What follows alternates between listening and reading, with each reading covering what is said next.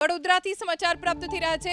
એક નર્સ ઉપર દુષ્કર્મ આચર્યાની ફરિયાદથી ખળભળાટ મચી ગયો છે।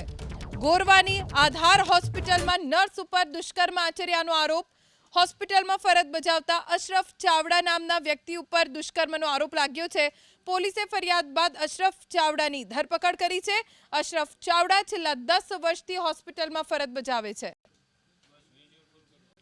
ભોગ બનનાર યુવતી છે અને એના જે સાથી કર્મચારી છે એના પરના આક્ષેપો છે કે એમને ઉપરના માળે ઉચકી લઈ જઈ અને કૃત્ય કરેલું છે। તપાસની અંદર ત્યાં જે પેશન્ટ છે તમામ વિશે પણ તપાસ કરવામાં આવશે। બીજા સહકર્મચારી હાજર હોય તો એની પણ તપાસ કરવામાં આવશે। ત્યાં જો સીસીટીવી કેમેરા હોય તેની પણ તપાસ કરવામાં આવશે। સમાચાર રાજકોટથી પ્રાપ્ત થઈ રહ્યા છે કે જ્યાં ધોરાજીના પૂર્વ જીઆરડી જવાનને સજા ફટકારવામાં આવી છે। દુષ્કર્મ કેસમાં પૂર્વ જીઆરડી જવાનને 20 વર્ષની સજા આપવામાં આવી છે। 29 માર્ચ 2021ના પૂર્વ જીઆરડી જવાન ભરત શેખવા વિરુદ્ધ દુષ્કર્મની ફરિયાદ નોંધાઈ હતી।